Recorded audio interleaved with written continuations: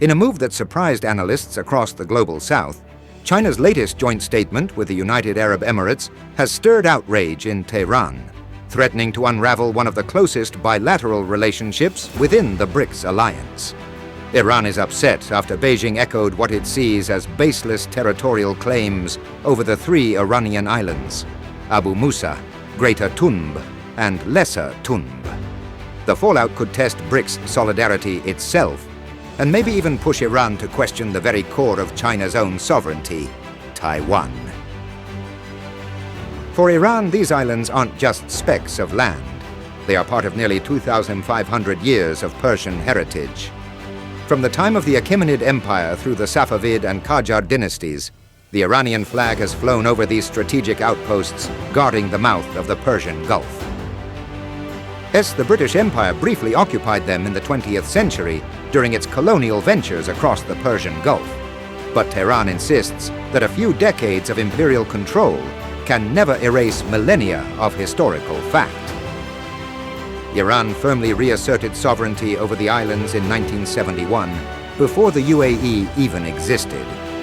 The United Arab Emirates was established only 54 years ago, on December 2, 1971, nearly a month after Iran regained control of Abu Musa and both Tunb Islands from Britain's withdrawal. Tehran argues it reclaimed what was always its own, not something new to be contested. So why is this dispute resurfacing now? During the Chinese foreign minister's visit to the UAE, a joint communiqué repeated territorial claims referring to the islands as points of contention, language that Iranians regards as unfounded and unacceptable. Iran's foreign ministry warned that any claim over its islands violates international norms and the principle of territorial integrity, a cornerstone of the very values BRICS members claim to defend. This isn't just a diplomatic spat. It's a moment that could undermine the BRICS framework from within. BRICS, originally built on respect for sovereignty, multipolarity, and cooperation free from Western dominance, now risks a fracture between two key energy and trade partners.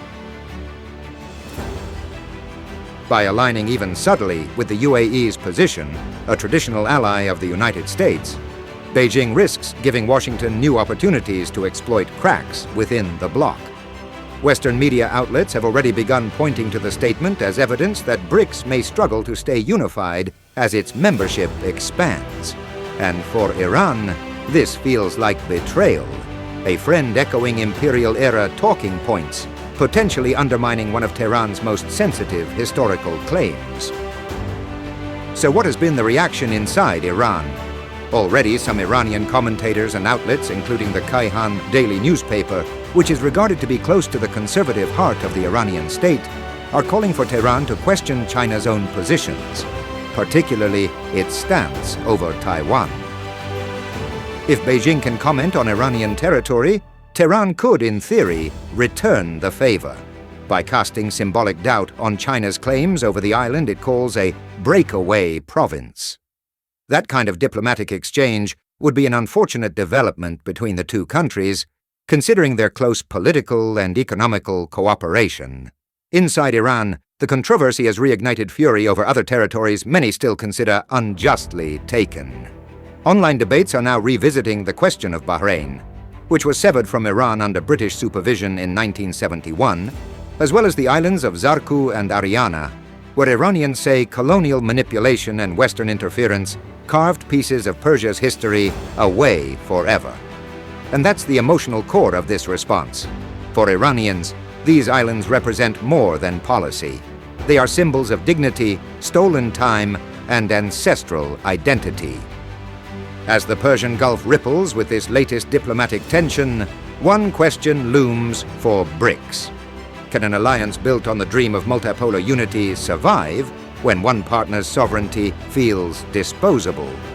When BRICS partners start echoing colonial conquests, one cannot help but to ponder how far the alliance can go in becoming a viable political and economical ecosystem.